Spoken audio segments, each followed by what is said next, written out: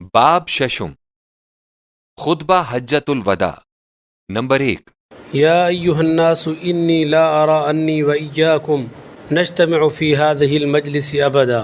لوگوں میں خیال کرتا ہوں کہ میں اور تم پھر کبھی اس مجلس میں اکٹھے نہیں ہوں گے. نمبر 2 إن دماءكم وأموالكم وأعراضكم حرام عليكم كحرمة يومكم هذا في بلدكم هذا في شهركم هذا وستلقون ربكم فيسألكم عن أعمالكم ألا فلا ترجعوا بعدي ضلالا يضرب بعضكم رقاب بعض. لوگوں تمہارے خون، تمہارے مال اور تمہاری عزتیں ایک دوسرے پر ایسی ہی حرام ہیں جیسا کہ تم آج کے دن کی، اس شہر کی، اس مہینے کی حرمت کرتے ہو. لوگوں تمہیں عنقریب خدا کے سامنے حاضر ہونا ہے اور وہ تم سے تمہارے اعمال کی بابت سوال فرمائے گا.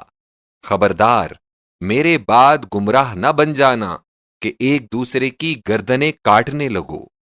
نمبر 3 كل شيء من أمر الجاهلية تحت قدمي موضوع ودماء الجاهلية موضوعة وإن أول دم أضع من دمائنا دم ابن ربيعة بن الحارث كان مسترزعا في بني سعد فقتله هذيل وربا الجاهلية موضوعة وأول ربا أضع ربانا ربا عباس بن عبد المطلب فإنه موضوع كله. لوگوں جاہلیت کی ہر ایک بات میں اپنے قدموں کے نیچے پامال کرتا ہوں. جاہلیت کے قتلوں کے تمام جھگڑے ملیا میٹ کرتا ہوں. پہلا خون جو میرے خاندان کا ہے، یعنی ابن ربیعہ بن حارث کا خون جو بنی سعد میں دودھ پیتا تھا اور حذیل نے اسے مار ڈالا تھا، میں چھوڑتا ہوں. جاہلیت کے زمانے کا سود ملیا میٹ کر دیا گیا. پہلا سود اپنے خاندان کا جو میں مٹاتا ہوں وہ عباس بن عبد المطلب کا سود ہے، وہ سارے کا سارا چھوڑ دیا گیا. نمبر 4 فاتقوا الله في النساء فإنكم أخذتموهن بأمان الله واستحللتم فروجهن بكلمة الله ولكم عليهن ألا يوطئن فرشكم أحدا تكرهونه فإن فعلن ذلك فاضربوهن ضربا غير مبرح وَلَهُنَّ عَلَيْكُمْ رِزْقُهُنَّ وَكِسْوَتُهُنَّ بِالْمَعْرُوفِ. لوگوں اپنی بیویوں کے متعلق اللہ سے ڈرتے رہو. خدا کے نام کی ذمہ داری سے تم نے ان کو بیوی بنایا اور خدا کے کلام سے تم نے ان کا جسم اپنے لیے حلال بنایا ہے. تمہارا حق عورتوں پر اتنا ہے کہ تمہارے بستر پر کسی غیر کو کہ اس کا آنا تم کو ناگوار ہے نہ آنے دیں، لیکن اگر وہ ایسا کریں تو ان کو ایسی مار مارو جو نمودار نہ ہو. عورتوں کا حق تم پر یہ ہے کہ تم ان کو اچھی طرح کھلاؤ، اچھی طرح پہناؤ. نمبر 5 وقد تركت فيكم ما لن تضلوا بعده إن اعتصمتم به كتاب الله. لوگوں میں تم میں وہ چیز چھوڑ چلا ہوں کہ اگر اسے مضبوط پکڑ لوگے تو کبھی گمراہ نہ ہوگے. وہ قرآن اللہ کی کتاب ہے. أيها الناس أنه لا نبي بعدي ولا أمة بعدكم ألا فاعبدوا ربكم وصلوا خمسكم وصوموا شهركم وأدوا زكاة أموالكم طيبة بها أنفسكم وتحجون بيت ربكم وأطيعوا ولاة أمركم تدخلوا جنة ربكم. لوگوں نہ تو میرے بعد کوئی اور پیغمبر ہے اور نہ کوئی نئی امت پیدا ہونے والی ہے. خوب سن لو کہ اپنے پروردگار کی عبادت کرو اور 5 گانا نماز ادا کرو. سال بھر میں 1 مہینے رمضان کے روزے رکھو. مالوں کی زکوٰۃ نہایت دلی خوشی کے ساتھ دیا کرو. خانہ خدا کا حج بجا لاؤ اور اپنے اولیاء امور و احکام کی اطاعت کرو، جس کی جزا یہ ہے کہ تم پروردگار کے فردوس بری میں داخل ہوگے. نمبر 7 وأنتم تسألون عني فما أنتم قائلون قالوا نشهد أنك قد بلغت وأديت ونصحت فقال بإصبعه السبابة يرفعها إلى السماء وينكتها إلى الناس اللهم اشهد اللهم اشهد اللهم اشهد 3 مرات. لوگو قیامت کے دن تم سے میری بابت بھی دریافت کیا جائے گا، مجھے ذرا بتا دو کہ تم کیا جواب دو گے؟ سب نے کہا، ہم اس کی شہادت دیتے ہیں کہ آپ نے اللہ کے احکام ہم کو پہنچا دیے، آپ نے رسالت و نبوت کا حق ادا کر دیا، آپ نے ہم کو کھوٹے کھرے کی بابت اچھی طرح بتا دیا۔ اس وقت نبی صلی اللہ علیہ وسلم نے اپنی انگشت شہادت کو اٹھایا، آسمان کی طرف انگلی کو اٹھاتے تھے اور پھر لوگوں کی طرف جھکاتے تھے، فرماتے تھے، اے خدا سن لے، تیرے بندے کیا کہہ رہے ہیں، اے خدا گواہ رہنا کہ یہ سب کیسا صاف اقرار کر رہے ہیں، اے خدا شاہد رہ کہ یہ سب کیسا صاف اقرار کر رہے ہیں۔ نمبر 8، الا لیبلغ الشاہد الغائب فلعل بعض من یبلغه ان یکون اوعى له من بعض من سمعه۔ دیکھو جو لوگ موجود ہیں وہ ان لوگوں کو جو موجود نہیں ہیں اس کی تبلیغ کرتے رہیں، ممکن ہے کہ بعض سامعین سے وہ لوگ زیادہ تر اس کلام کو یاد رکھنے اور حفاظت کرنے والے ہوں جن پر تبلیغ کی جائے۔ ناظرین، اس خطبہ نبوی صلی اللہ علیہ وسلم کو پڑھیں، غور سے پڑھیں، ذرا تفکر و تدبر سے پڑھیں کہ نمبر 1، حضرت صلی اللہ علیہ وسلم نے کیوں کر اپنے الوداعی خطبے میں قرآن مجید پر عمل کرنے کی تاکید فرمائی ہے، اور کیوں کر قرآن مجید پر عمل کرنے والے کے لیے یہ حتمی وعدہ کیا ہے کہ وہ کبھی گمراہ نہ ہوگا۔ نمبر 2، کیوں کر مسلمانوں کے باہمی حقوق جان و مال و عزت کو محفوظ فرمایا ہے۔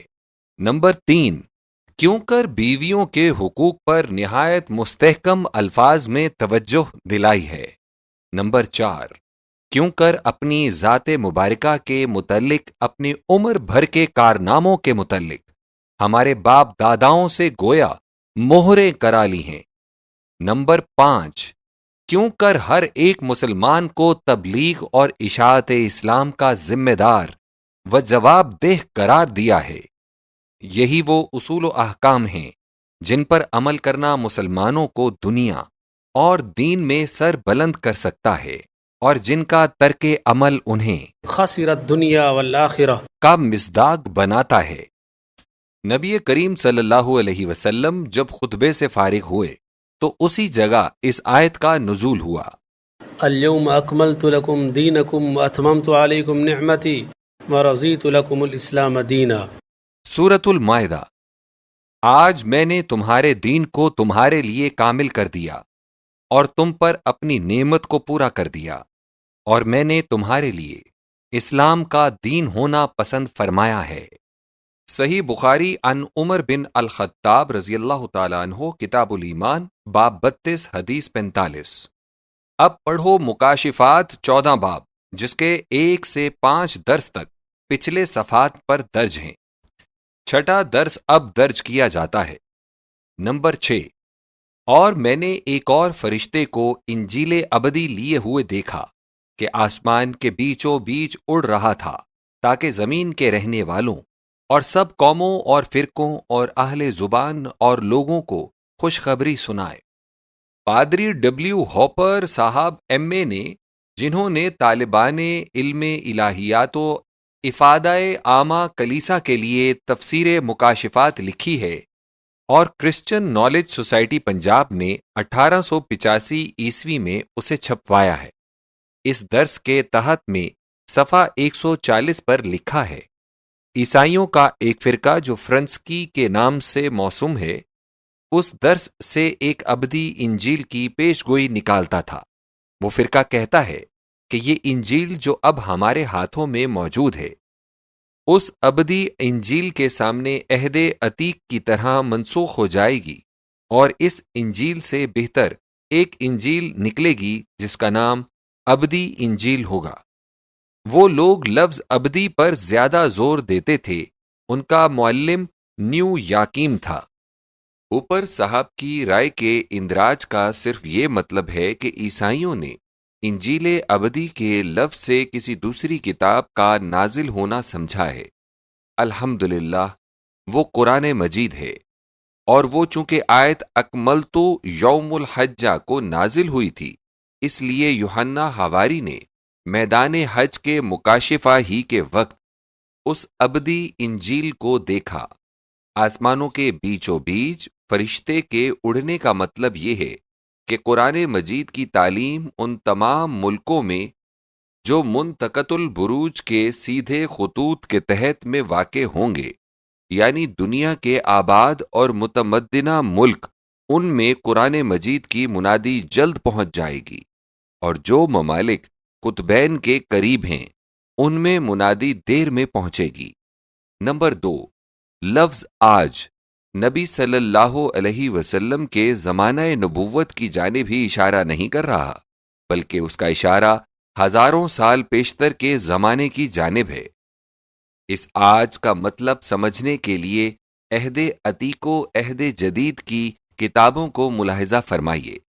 حضرت موسیٰ علیہ السلام کی 5ویں کتاب استثناء ہے، آخری اس کا باب 33واں ہے۔ وہ اس طرح شروع ہوتا ہے: نمبر 1، یہ وہ برکت ہے جو موسیٰ مرد خدا نے اپنے مرنے سے آگے بنی اسرائیل کو بخشی۔ نمبر 2، اور اس نے کہا کہ خداوند سینا سے آیا اور شعیر سے ان پر طلوع ہوا، فاران ہی کے پہاڑ سے وہ جلوہ گر ہوا، 10,000 قدوسیوں کے ساتھ آیا، اور اس کے داہنے ہاتھ پر ایک آتشی شریعت ان کے لیے تھی۔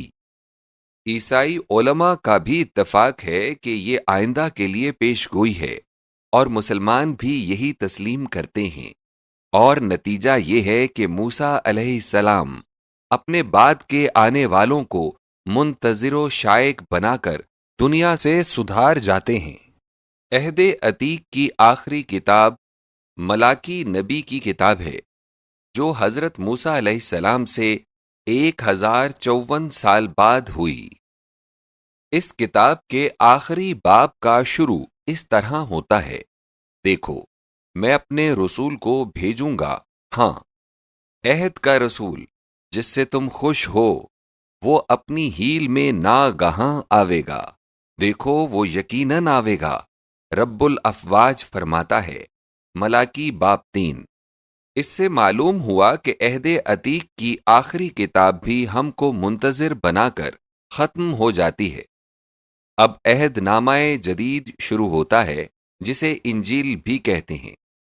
انجیل کو دیکھو، حضرت مسیح علیہ السلام نے اپنے سب سے آخری وعظ میں، جس کے بعد اپنی امت کو انہوں نے کوئی وعظ نہیں سنایا، یہ الفاظ بیان کیے تھے۔ نمبر 12، میری اور بہت سی باتیں ہیں کہ میں کہوں، پر اب تم ان کی برداشت نہیں کر سکتے۔ نمبر 13، لیکن جب وہ یعنی روح حق آئے تو وہ تمہیں ساری سچائی کی راہ بتائے گا، اس لیے کہ وہ اپنی نہ کہے گا، لیکن جو کچھ وہ سنے گا سو کہے گا، اور تمہیں آئندہ کی خبریں دے گا۔ نمبر 14، وہ میری بزرگی کرے گا۔ دیکھو انجیل یوحنا باب 16۔ ان حوالہ جات سے بخوبی ثابت ہوتا ہے کہ تورات و انجیل ہم کو کل دنیا سے چھوڑ کر علیحدہ ہو جاتی ہیں، اور صرف قرآن مجید ہی وہ کتاب ہے جو اس انتظار کا خاتمہ کر دیتا اور آخری شاہی فرمان اليوم اکملت لکم کا اعلان کرتا ہے۔ آج کا لفظ ہزاروں سال کے منتظرین کو بشارت سناتا اور تکمیل کی خوشخبری سے مسرور بناتا ہے۔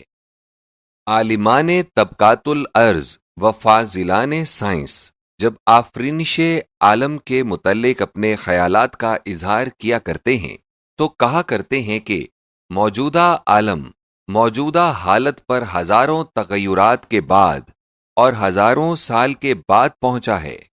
گویا عالم کی جو موجودہ حالت ایسی مکمل معلوم ہوتی ہے کہ اس سے برتر و بہتر کا کوئی نقشہ بھی ہمارے وہم و خیال، تصور و گمان میں نہیں آ سکتا، یہ ہزاروں سال کی ترتیب و تہذیب کا نتیجہ ہے۔ بس اسی طرح ہم نہایت وثوق کے ساتھ یہ کہتے ہیں کہ قرآن مجید کا لفظ الیوم یعنی آج بھی یہی بتا رہا ہے کہ انسانی نسل کے لیے پسندیدہ ترین مذہب کی یہ مکمل صورت بھی سینکڑوں مختص المقام اور مختص الاقوام شریفوں اور مختص الاحوال حکموں کے بعد ہزاروں سال گزر جانے پر جلوہ آرا ہوئی ہے، اور اب اس کا حق ہے کہ وہ سب جگہ اور ہر ایک قوم، ہر ایک نسل، ہر ایک ملک میں ہر ایک شخص کو ابدی بشارت پہنچائے۔ ارحم الراحمین کے رحم اور رحمانیت اور غفور الودود کی غفران و محبت کی خوشخبری ہر ایک شکستہ دل، گناہ گار اور عاصی تباہ کار کو سنائے، سب کے لیے سلامتی اور برکت کے دروازے کھول دے، سب کے لیے ابدی سرور، رضوان ربانی کا نزول مہیا کرے، اور ان اسباب کے فراہم ہو جانے پر اعلان کر دے کہ آج مذہب کی تکمیل ہو گئی، آج نعمت الہی کے بھرپور خزانے فرزندان آدم کے حوالے کر دیے گئے۔ ناظرین، میں حضرت مسیح علیہ السلام کی مندرجہ بالا پیش گوئی کے متعلق بھی اس جگہ کچھ اور عرض کرنا چاہتا ہوں۔ اس پیش گوئی کی بابت میں نے کئی فاضل پادری صاحبان سے گفتگو کی، ان میں سے جو صاحب اس پیش گوئی کو ہمارے نبی صلی اللہ علیہ وسلم کی بابت تسلیم نہیں کرتے، وہ کہتے ہیں کہ اس پیش گوئی کا ظہور مسیح کے 12 حواریوں پر 35 قسط کے دن، جس کا ذکر اعمال کے دوسرے باب میں ہے، ہوا تھا۔ اس روز روح القدس حواریوں پر اتری تھی، وہ مختلف بولیاں بولنے لگ گئے تھے، ہر ایک کے سر پر آگ کے زبانیں چمکتے ہوئے سب کو نظر آتے تھے۔ میں نے جواب دیا کہ 35 قسط کے دن جو کچھ ہوا اسے سینٹ پطرس ہم تم سے پہلے بیان کر چکا ہے۔ ٹھیک اسی وقت جب روح القدس سب حواریوں پر اور پطرس پر موجود تھی، اعمال کے باب 2 درس 14، 15، 16 پڑھو۔ نمبر 14، تب پطرس نے ان 11 کے ساتھ کھڑے ہو کر اپنی آواز بلند کی اور ان سے کہا، اے یہودی مردو اور یروشلم کے سب رہنے والو، یہ جانو اور کان سے میری باتیں سنو۔ نمبر 15، کہ یہ جیسا کہ تم سمجھتے ہو نشے میں نہیں، کیونکہ ابھی پہرون آیا ہے۔ نمبر 16، بلکہ یہ وہ ہے جو یوئیل نبی کی معرفت فرمایا گیا۔ بس جب سینٹ پطرس روح القدس کی مدد سے بتا چکا کہ 35 قسط کا تعلق یوئیل یعنی یونا بونس نبی کی پیش گوئی سے ہے اور مسیح علیہ السلام کی پیش گوئی سے نہیں، تو اب کسی پادری کا حق نہیں رہا کہ اسے مسیح علیہ السلام کی پیش گوئی سے متعلق بنائے۔ یہ دلیل تو زبردست بیرونی شہادت تھی، اب اندرونی شہادت بھی جو خود مسیح کے الفاظ سے ملتی ہے پیش کی جاتی ہے۔ نمبر 1، انجیل یوحنا باب 16 کے درس 13 کا مطلب یہ ہے کہ جو باتیں مسیح علیہ السلام نے نہیں بتائی تھیں، آنے والا روح حق وہ باتیں بتائے گا، مگر 35 قسط کے دن حواریوں پر کوئی نئی تعلیم ظاہر نہیں ہوئی۔ نمبر 2، درس 13 میں ہے کہ روح حق آئندہ کی خبریں دے گا، مگر 35 قسط کے دن حواریوں پر کوئی نئی تعلیم ظاہر نہیں ہوئی۔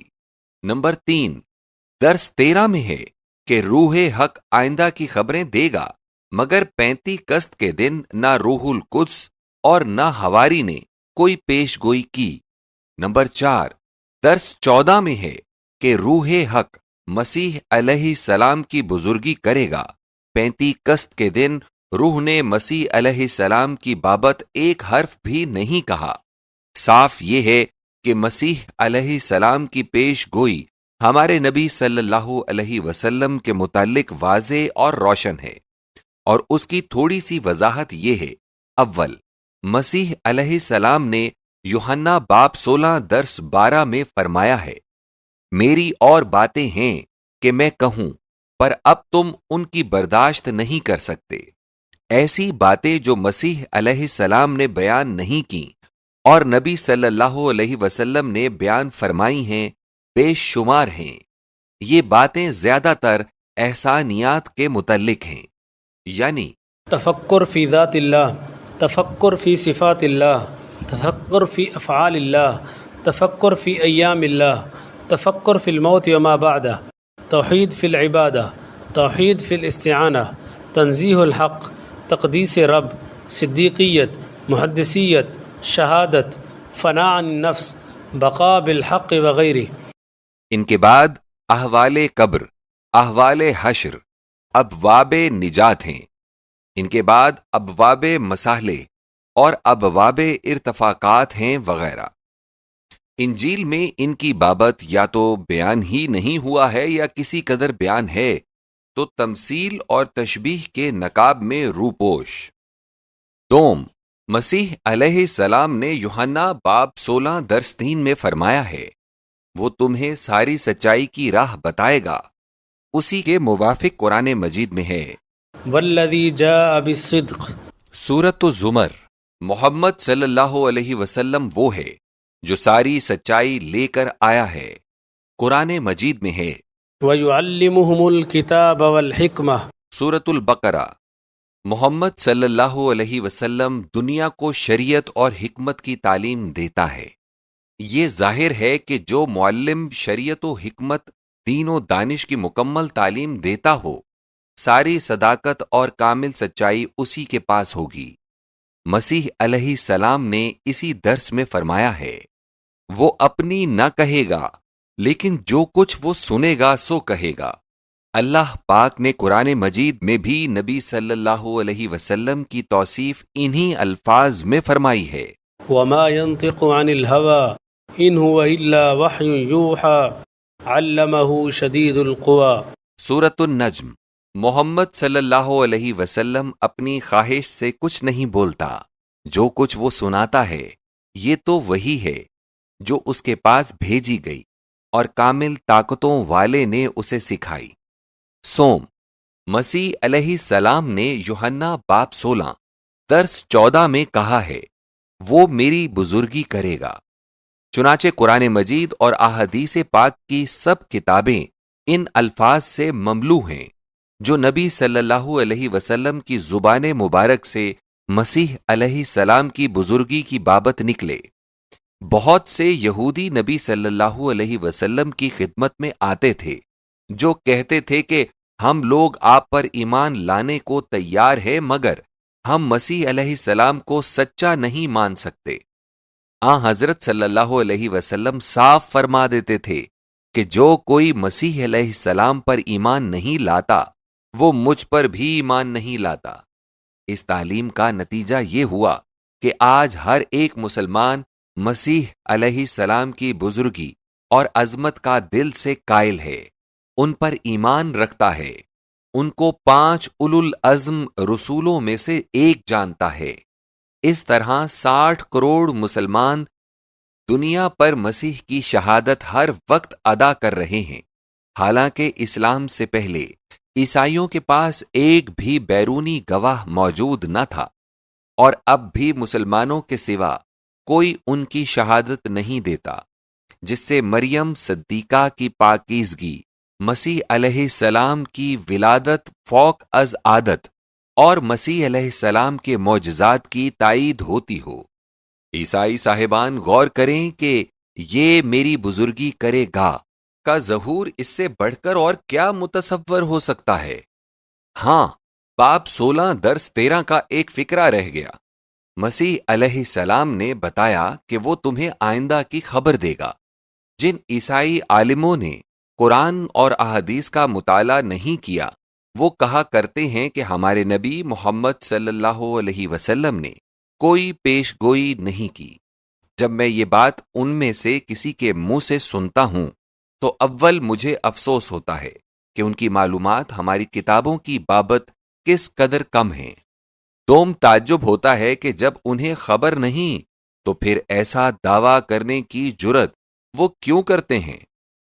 اگر میں حضرت صلی اللہ علیہ وسلم کی پیشگوئیوں پر اس جگہ مفصل لکھنے لگوں تو بجائے خود ایک کتاب بن جائے، اس لیے میں انشاءاللہ تعالی اس کی بابت کبھی علیحدہ لکھوں گا۔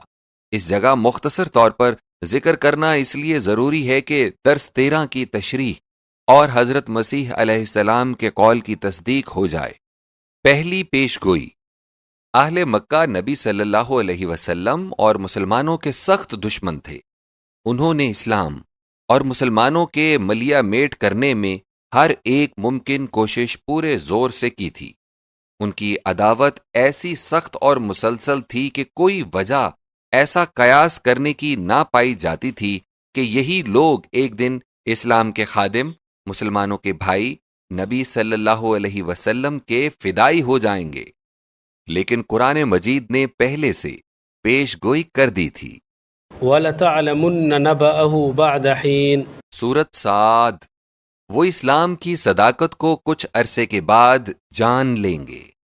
اس پیش گوئی کا ظہور آن حضرت صلی اللہ علیہ وسلم کی مبارک زندگی ہی میں ہو گیا، اور سب اہل مکہ مسلمان ہو گئے تھے، جن میں خالد بن ولید جیسے بھی تھے جو جنگ احد میں مسلمانوں کو شکست دینے میں کامیاب ہوا تھا، اور عمرو بن عاص جیسے بھی تھے جو مسلمانوں کو قید کرانے کے لیے شاہ حبش کے پاس گیا تھا، اور عثمان بن ابو طلحہ جیسے بھی جو نبی صلی اللہ علیہ وسلم کو عبادت کے لیے کعبے کے اندر گھسنے نہ دیتا تھا وغیرہ۔ دوسری پیش گوئی، عرب کے تمام قبائل اور جملہ اہل مذاہب نے اسلام کو جھٹلانے پر اتفاق کر لیا تھا۔ بت پرست مجوس، سابی، عیسائی، یہودی، ملحد اگرچہ آپس میں سخت اختلاف رکھتے تھے، تاہم وہ سب نبی صلی اللہ علیہ وسلم کے جھٹلانے، اسلام کو پامال کرنے پر متفق تھے۔ کوئی علامت ایسی نہ تھی کہ ایسے مختلف دعاوی، مختلف خواہشات والے کیوں کر اسلام کی صداقت ماننے والے بن جائیں گے، مگر قرآن مجید نے یہ پیش گوئی کر دی تھی۔ سَنُرِيهِمْ آيَاتِنَا فِي الْآفَاقِ وَفِي أَنفُسِهِمْ حَتَّى يَتَبَيَّنَ لَهُمْ أَنَّهُ الْحَقُّ۔ سورہ حامیم سجدہ، ہم ان کو جلدی ہی اپنے نشانات ان کے گرد و پیش اور خود ان کے اندر بھی ایسے دکھائیں گے کہ ان پر یہ بات بخوبی روشن ہو جائے گی کہ اسلام سچا ہے۔ یہ پیش گوئی اپنی پوری طاقت سے ظہور میں آئی، اور نبی صلی اللہ علیہ وسلم کی مبارک زندگی میں عرب کے ہر ایک مذہب، ہر ایک قبیلے نے اسلام کی سچائی کو سمجھا، جانا اور اس پر ایمان لایا۔ تیسری پیش گوئی، ایرانی سلطنت رومی سلطنت کے ساتھ جنگ کر رہی تھی۔ رومیوں کو شکست ہوئی۔ ایرانی آتش پرست تھے، رومی اہل کتاب عیسائی تھے۔ ایرانیوں سے بت پرستان مکہ کو اور رومیوں سے مسلمانوں کو تباً فطرتاً ہمدردی تھی۔ جب عیسائی سلطنت کو شکست ہوئی تو مکہ کے بت پرست خوب اچھلے کودے اور اپنے لیے بھی فال لینے لگے کہ ہم بھی مسلمانوں پر اسی طرح غالب ہو جائیں گے۔ مسلمان نہایت دل شکستہ ہوئے۔ قرآن پاک نے پیش گوئی کی، غلبت الروم فی ادنى الارض وهم من بعد غلبهم سيغلبون فی بضع سنین۔ سورہ روم، عیسائی اپنے ملک کی سرحد پر مغلوب ہو گئے ہیں، مگر وہ چند سال کے اندر اپنے دشمنوں پر غالب آ جائیں گے۔ جہاں تک انسانی عقل و تجربے کا دخل تھا، جہاں تک موجودہ قرائن سے نتیجہ نکالا جا سکتا تھا، اس پیش گوئی کا کسی کو یقین نہ آتا تھا، کیونکہ عیسائیوں کو ایسی شکست ملی تھی کہ چند سال تک تو وہ پنپ بھی نہ سکتے تھے۔ ابی بن خلف نے نہایت شوخی سے قرآن کو جھٹلانے کے لیے اشتہار دیا کہ اگر پیش گوئی سچی نکلی تو میں 300 شتر ہار جاؤں گا۔ ابو بکر صدیق رضی اللہ عنہ نے اظہار صداقت دین کے لیے اس سے شرط لگائی۔ نزول آیت سے 8ویں سال ٹھیک وہی ہوا جو قرآن مجید نے بتایا تھا۔ ابو بکر صدیق رضی اللہ عنہ نے شرط جیت لی۔ یہ وہ پیش گوئی ہے جس کی تائید قسطنطنیہ اور ایران کی تاریخوں سے بھی ہوتی ہے۔ یہ یاد رکھنا چاہیے کہ زبان عرب میں لفظ بضع اکائیوں پر بولا جاتا ہے، 1 سے 9 تک شمار اس میں شامل ہوتا ہے۔ چوتھی پیش گوئی، نبوت کا ابتدائی عہد تھا، وحی کا آغاز ہو کر وقفہ پڑ گیا تھا۔ کافروں نے نبی صلی اللہ علیہ وسلم کو چڑھانے کھجانے کے لیے کہنا شروع کر دیا کہ محمد صلی اللہ علیہ وسلم کا خدا روٹھ گیا، محمد صلی اللہ علیہ وسلم کو اس نے چھوڑ دیا۔ اس واقعے پر خدا کا جو کلام نبی صلی اللہ علیہ وسلم کی تسکین کے لیے اترا، اس میں ایک پیش گوئی بھی کی گئی ہے اور فرمایا گیا ہے، وَلَلْآخِرَةُ خَيْرٌ لَكَ مِنَ الْأُولَى۔ سورۃ الضحیٰ۔ آپ کا پچھلا زمانہ پہلے سے بہتر و اعلیٰ ہوگا۔ وحی کے متعلق اس پیش گوئی کا ظہور دیکھو۔ وہ مدنی صورتیں ہیں جن میں البقرہ، آل عمران، مائدہ، انعام بھی ہیں، جو بلحاظ احکام و اسرار و افضال و تفضیل ان صورتوں پر فوقیت رکھتی ہیں جو مکی ہیں، جن میں صرف عقائد یا اجمالی احکام ہیں۔ آیت کا مقتضا ہے کہ حضرت صلی اللہ علیہ وسلم دم بدم ترقی کرتے رہیں گے اور آپ کی کامیابی کا ظہور مسلسل ہوتا رہے گا۔ چنانچہ حضرت صلی اللہ علیہ وسلم کی تمام زندگی اس پیش گوئی کی مصداق اور مصدق ہے۔ یہ ظاہر ہے کہ کوئی شخص بھی اپنی زندگی کی بابت ایسی صریح پیش گوئی دشمنوں کے سامنے معارضہ و مقابلہ کے وقت نہیں کر سکتا جب تک کہ وہ مؤید من اللہ نہ ہو۔ چونکہ لفظ آخرت اس آئندہ زندگی کی نسبت بھی بولا جاتا ہے جس کا آغاز یوم الحساب سے ہوگا، اس لیے مسلمانوں کا ایمان اس پیش گوئی کی نسبت اسی آیت کے تمسک سے یہ بھی ہے کہ نبی صلی اللہ علیہ وسلم کی افضلیت و شرف کا پورا ظہور اس عالم میں جملہ اہل عالم پر ہوگا، اور چونکہ دنیاوی زندگی میں اس پیش گوئی کی صداقت کا ظہور لحظہ بلحظہ ہوتا رہا ہے، اس لیے مسلمانوں کا مندرجہ بالا اعتقاد ایک صحیح و مضبوط بنیاد پر ہے۔ پانچویں پیش گوئی، حضرت صلی اللہ علیہ وسلم کے فرزند کا انتقال ہو گیا۔ دشمن خوشیاں منانے لگے کہ اب محمد صلی اللہ علیہ وسلم کا نام لیوا بھی نہ رہا۔ قرآن مجید نے اس بارے میں پیش گوئی فرمائی، اِنَّا أَعْطَيْنَاكَ الْكَوْثَرَ۔ سورۃ الکوثر۔ نیز فرمایا، إِنَّ شَانِئَكَ هُوَ الْأَبْتَرُ۔ سورۃ الکوثر۔ کوثر لفظ کثرت سے مبالغہ کا صیغہ ہے۔ اس میں وہ جملہ عطیات و انعامات ظاہری و باطنی بھی شامل ہیں جو نبی صلی اللہ علیہ وسلم کو ملے تھے یا جنت میں ملیں گے، جن میں ایک حوض کوثر بھی ہے۔ نیز امت محمدیہ صلی اللہ علیہ وسلم کی وہ عظیم الشان تعداد بھی اسی لفظ کے اندر شامل ہے جو دن میں 20 بار نبی صلی اللہ علیہ وسلم کے نام پر برکت بھیجتی، آپ کی صداقت کی شہادت دیتی، حضور صلی اللہ علیہ وسلم کے نام نامی و اسم گرامی کی دنیا میں اشاعت کرتی ہے، اور دنیا کا کوئی بر اعظم، کوئی ملک، کوئی صوبہ مسلمانوں سے خالی نہیں۔ اس کے بالمقابل ان دشمنان خدا کا نام ایسا ملیا میٹ ہوا کہ کوئی بھی نہیں جانتا۔ یہ پیش گوئی آج بھی پوری صداقت کے ساتھ دنیا کے سامنے اپنا نور پھیلا رہی ہے۔ چھٹی پیش گوئی، مسلمان مکہ سے باہر نکالے جاتے تھے، وہ بے خانماؤ بے ساز و سامان تھے، تمام ملک دشمن تھا، اور بظاہر معلوم ہوتا تھا کہ اب یہ لوگ جلد دنیا سے فنا ہو جائیں گے۔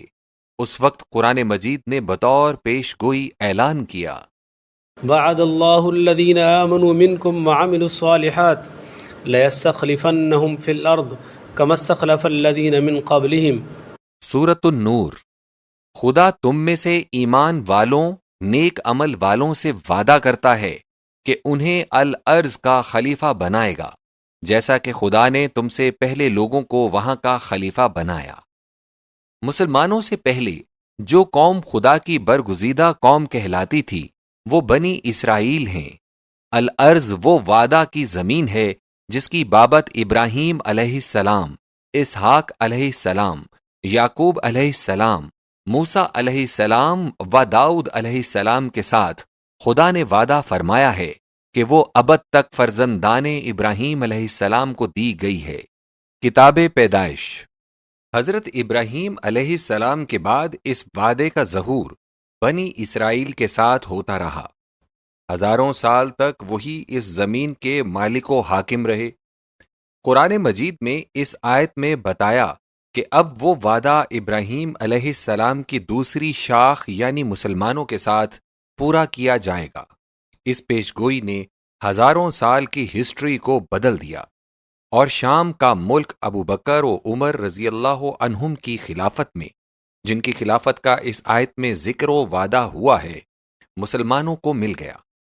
آج 1300 برس کی تاریخ اس پیش گوئی کی صداقت کو تسلیم کر رہی ہے، اور ہر ایک انکار کرنے والے کے لیے ایک بین و روشن علامت موجود ہے کہ شام کا ملک کس کے پاس ہے، اور خدائے زمین و زمان اپنا ابدی و حتمی وعدہ اب کس قوم کے ساتھ پورا کر رہا ہے۔ 7ویں پیش گوئی، مخالفین مسلمانوں پر حملہ آور ہوئے۔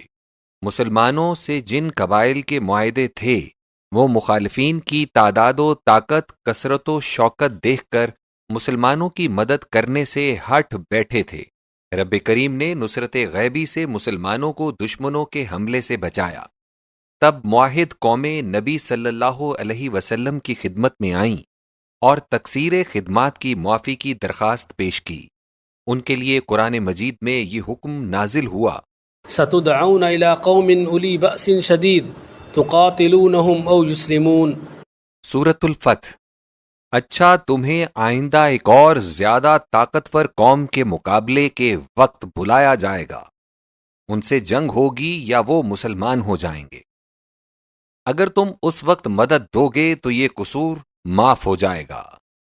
نبی صلی اللہ علیہ وسلم کی مبارک زندگی کے بعد سلطنت ایران جنوبی عرب پر اور سلطنت قسطنطنیہ شمالی عرب پر اپنی سابقہ حکومت کو بحال کرنے کی تدابیر اختیار کرنے لگی تھیں۔ خلیفہ رسول صلی اللہ علیہ وسلم ابو بکر صدیق رضی اللہ عنہم نے اپنی قیام و حفاظت کے لیے ان طاقتوں کو کمزور کر دینا ضروری سمجھا۔ اس لیے پہلے سلطنت قسطنطنیہ کے ساتھ عراق و شام میں، اور پھر سلطنت ایران کے ساتھ فارس و خراسان میں نبرد آزمائی و جنگ جوئی کی نوبت آئی۔ ان لڑائیوں میں عرب کی وہ سب قومیں جو پہلے مخلفین کا نام پا چکی تھیں اور جن کی تقصیر خدمت کی معافی کو قرآن نے آئندہ امداد پر موقوف رکھا تھا، شامل ہوئی تھیں۔ اس آیت کے ساتھ اب یہ آیت بھی پڑھ لینی چاہیے۔ وعدكم الله مغانم كثيرة تأخذونها فعجل لكم هذه وكف أيدي الناس عنكم ولتكون آية للمؤمنين ويهديكم صراطا مستقيما وأخرى لم تقدروا عليها قد أحاط الله بها۔ سورۃ الفتح۔ خدا نے تم مسلمانوں کے ساتھ بڑی بڑی غنیمتوں کا وعدہ کیا ہے، ان میں سے یہ تو پہلی غنیمت ہے جو جلدی سے مل گئی ہے۔ پھر فرمایا، اس کے سوا اور غنیمتیں ہیں جن کے حاصل کرنے کی تم میں قدرت نہیں، مگر خدا نے ان پر احاطہ کر لیا ہے۔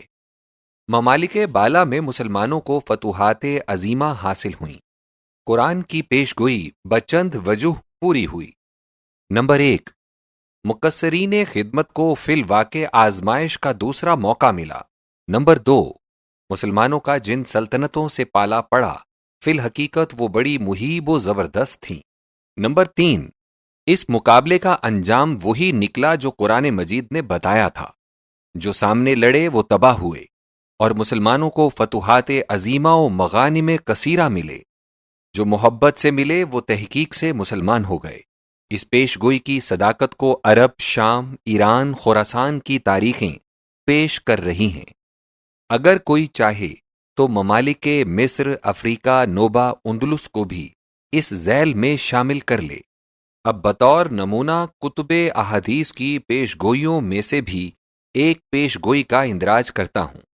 ناظرین کو یہ یاد رہے کہ ہمارے عیسائی بھائی احادیث کے حوالے منظور نہیں کیا کرتے۔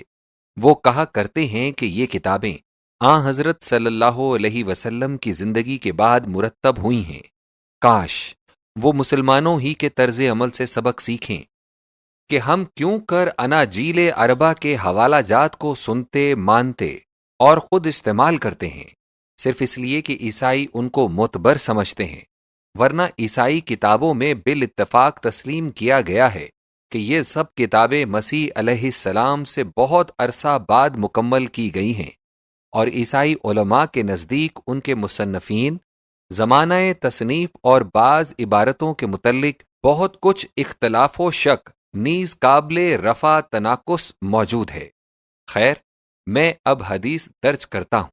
عن المستورد القرشي أنه قال عن عمرو بن العاص رضي الله تعالى عنه سمعت رسول الله صلى الله عليه وسلم يقول تقوم الساعة والروم أكثر الناس فقال له عمرو أبصر ما تقول قال أقول ما سمعت من رسول الله صلى الله عليه وسلم قال لئن قلت ذاك إن فيهم لخصالا أربعة إنهم لأحلم الناس عند فتنة وأسرعهم إفاقة بعد مصيبة وأوشكهم كرة بعد فرة وخيرهم لمسكين ويتيم وضعيف وخامسة حسنة جميلة وأمنعهم من ظلم الملوك۔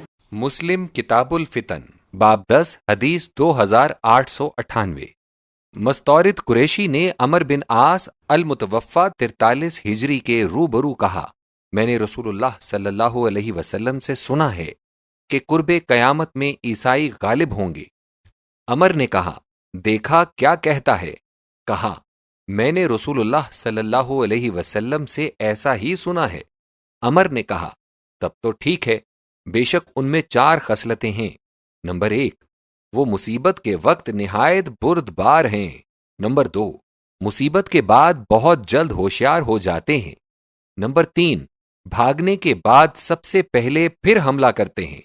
نمبر 4، مسکینوں، یتیموں، ضعیف کے لیے سب لوگوں سے بہتر ہیں۔ ایک 5ویں صفت اور ہے جو عمدہ ہے، وہ بادشاہوں کے ظلم کو سب لوگوں سے بڑھ کر روکتے ہیں۔ واضح ہو کہ یہ حدیث صحیح مسلم کی ہے۔ امام مسلم کا رجب 261 ہجری میں انتقال ہوا، اس لیے ہر ایک مخالف کو اس قدر تو ضرور تسلیم کرنا پڑے گا کہ یہ پیش گوئی مسلمانوں میں 3 صدی کے اندر پھیل چکی تھی۔ یہ وہ زمانہ تھا جب کل دنیا پر اسلامی پرچم لہرا رہا تھا۔ علم و حکمت، زور و طاقت، تمدن و سیاست میں مسلمان سب سے فائق تر تھے۔ اس وقت یہ کہنا کہ یہ تمام برتری و بزرگی خاک میں مل جائے گی اور دنیا میں یورپین عیسائی قوموں کی حکومت ہو جائے گی، بالکل عقل و فکر سے باہر تھا اور مسلمانوں کے لیے فعل بد بھی تھا، مگر امام مسلم نے اسے اپنی کتاب میں درج کر دیا کیونکہ ان کو صحیح طور پر معلوم ہو گیا کہ ضرور یہ ارشاد نبی پاک صلی اللہ علیہ وسلم کا ہے۔ بالآخر اب صدیوں کے بعد اس کا ظہور ہو رہا ہے۔ آج کوئی بتائے کہ کون سا ملک ہے جو عیسائی سلطنتوں کی حکومت یا ڈپلومیسی کے اثر سے باہر ہے؟ اس لیے پیش گوئی کے صحیح ہونے میں کوئی کلام نہیں، اور جب یہ پیش گوئی صحیح ہے تو مسیح علیہ السلام نے درس 13 باب 16 یوحنا میں ہمارے نبی صلی اللہ علیہ وسلم کی جو علامت بتائی تھی وہ بھی بالکل پوری ہو گئی۔ اس قدر لکھنے کا مطلب یہ ہے کہ عیسائی بھائی حضرت مسیح علیہ السلام کے ارشاد پر عمل کریں اور محمد رسول اللہ صلی اللہ علیہ وسلم کا اتباع اختیار کریں، جن کی خبر نہایت روشن علامات کے ساتھ انجیل میں دی گئی ہے۔ یوم النحر کو نبی صلی اللہ علیہ وسلم نے 63 شتر اپنے ہاتھ سے اور 37 شتر حضرت علی مرتضیٰ رضی اللہ تعالی عنہ نے رسول اللہ صلی اللہ علیہ وسلم کی طرف سے ذبح کیے۔ یہ قربانی منا پر کی گئی تھی، جو ابراہیم علیہ السلام کے وقت سے قربان گاہ چلی آتی تھی۔ قربانی سے فارغ ہو کر نبی صلی اللہ علیہ وسلم بیت اللہ میں آئے اور طواف افاضہ ادا کیا۔ قربانی اور طواف میں سب نے آن حضرت صلی اللہ علیہ وسلم کی اقتدا کی۔ ہزاروں اونٹ، مینڈے، برے، بھیڑیں قربانی کی گئیں۔ پڑھو یسعیاہ باب 60 درس 7۔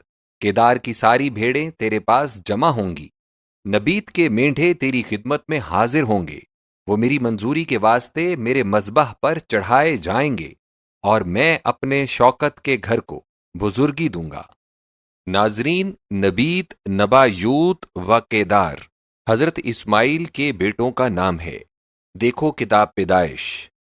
قبائل قریش کیدار کی اولاد ہیں اور دیگر اکثر قبائل نبیت یعنی نبیت، نبایوت، یہ سب ایک ہی نام کے ہجے ہیں کی اولاد ہیں۔ اس فقرے میں اللہ پاک نے بتایا ہے کہ عرب کے تمام قبائل اس وقت قربانی دیں گے۔ اس درس میں قربان گاہ کو اللہ تعالیٰ نے اپنا مذبح بتایا ہے۔ اس سے معلوم ہوا کہ یہ وہ قربان گاہ ہے جہاں کی قربانی کو اللہ تعالیٰ قبول فرماتا ہے، اور اسی جگہ کو قدیم سے قربان گاہ مقبولہ الہی ہونے کا شرف حاصل ہے۔ اس کے بعد فکرہ یہ ہے کہ میں اپنے شوکت کے گھر کو بزرگی دوں گا۔ واضح ہو کہ شوکت کا گھر ترجمہ لفظ بیت الحرام کا ہے، اور اللہ پاک نے بھی کعبہ کا یہی نام قرآن مجید میں بتایا ہے۔ جعل اللہ الکعبۃ البیت الحرام قیاما للناس۔ سورۃ المائدہ۔ ترجمہ: اللہ نے کعبے کو شوکت کا گھر بنایا ہے تاکہ مخلوق آ کر وہاں قیام کرے۔ قبائل عرب کے نام منا کا پتہ، منا اور بیت اللہ کا ساتھ ساتھ ذکر، یہ ایسی باتیں ہیں جو پیش گوئی کو نبی صلی اللہ علیہ وسلم کے حج کے ساتھ خاص کرتی ہیں۔ یس آیا کہ باب 60 کے درس 1 سے 6 ہم اسی مضمون کے شروع میں درج کر آئے ہیں۔ اب شروع باب کو ملا کر پڑھو۔ درس 5 میں مدیان، ایفا و سبا کے نام بھی ہیں، اور یہ سب قبائل حج میں موجود تھے۔ درس 5 میں سبا کے سونا اور لوبان لانے کا ذکر ہے۔ سبا ملک یمن ہی کا نام ہے، کیونکہ سبا ہی نے اسے آباد کیا تھا جس سال آن حضرت صلی اللہ علیہ وسلم نے حج فرمایا ہے۔ علی مرتضیٰ رضی اللہ عنہ اس سال یمن کے حاکم و مبلغ تھے۔ وہ حج کے لیے یمن سے سیدھے مکے کو آئے تھے، اور ملک سبا یعنی یمن کا زر محصول انہوں نے اسی جگہ نبی صلی اللہ علیہ وسلم کی خدمت میں پیش کیا تھا۔ یہ ایسی صاف پیش گوئی ہے کہ ہمارے ہٹیلے عیسائی دوست کوئی صحیح تعویل اس کی نہیں کر سکتے۔ حج سے نبی صلی اللہ علیہ وسلم کا مقصود شاعر اللہ کی تعظیم، حضرت ابراہیم علیہ السلام و اسماعیل علیہ السلام کے سنن خدا کا احیاء، کفار کے مشرکانہ رسوم کا ابطال، توحید خالص کا اعلان، تعلیم اسلام کی اشاعت عامہ تھا۔ چونکہ حضرت صلی اللہ علیہ وسلم نے امت کو اس حج میں آخری تبلیغ فرمائی تھی، اس لیے اس حج کا نام حجۃ البلاغ بھی ہے، اور چونکہ اس حج میں حضرت صلی اللہ علیہ وسلم نے امت سے کلمات تودیع فرمائے تھے، اس لیے اس کا نام حجۃ الوداع بھی ہے۔ غرض نبی صلی اللہ علیہ وسلم اس عظیم الشان کامیابی کے ساتھ 1,44,000 برگزیدہ بندوں کے سامنے توحید کی تعلیم و عمل اور ابلاغ و وداع کے بعد مسرور و مبہج مدینہ طیبہ کو روانہ ہوئے۔ راہ میں بریدہ اسلمی رضی اللہ عنہ نے علی مرتضیٰ رضی اللہ عنہ کی نسبت کچھ شکایات نبی صلی اللہ علیہ وسلم کی سمع مبارک تک پہنچائیں۔ شکایات کا تعلق حضرت علی مرتضیٰ رضی اللہ عنہ کے چند افعال سے تھا جو حکومت یمن میں جناب مرتضوی رضی اللہ عنہ سے تقسیم غنیمت وغیرہ کے متعلق صادر ہوئے تھے۔ خطبہ غدیر در حقیقت شکایت کی بنیاد بریدہ کا قصور فہم تھا، اس لیے رسول اللہ صلی اللہ علیہ وسلم نے خم غدیر پر ایک فصیح خطبہ پڑھا، اور اس خطبے میں اہل بیت رضوان اللہ اجمعین کی شان و منزلت کا اظہار فرمایا، اور علی مرتضیٰ رضی اللہ عنہ کا ہاتھ پکڑ کر فرمایا، من کنت مولاہ فعلی مولاہ۔ جس کا میں مولا ہوں علی رضی اللہ عنہ بھی اس کا مولا ہے۔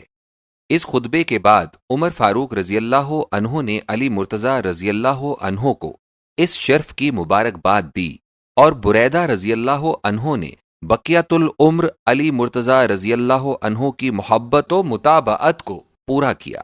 بالآخر یہ بزرگوار جنگ جمل میں شہید ہوئے تھے۔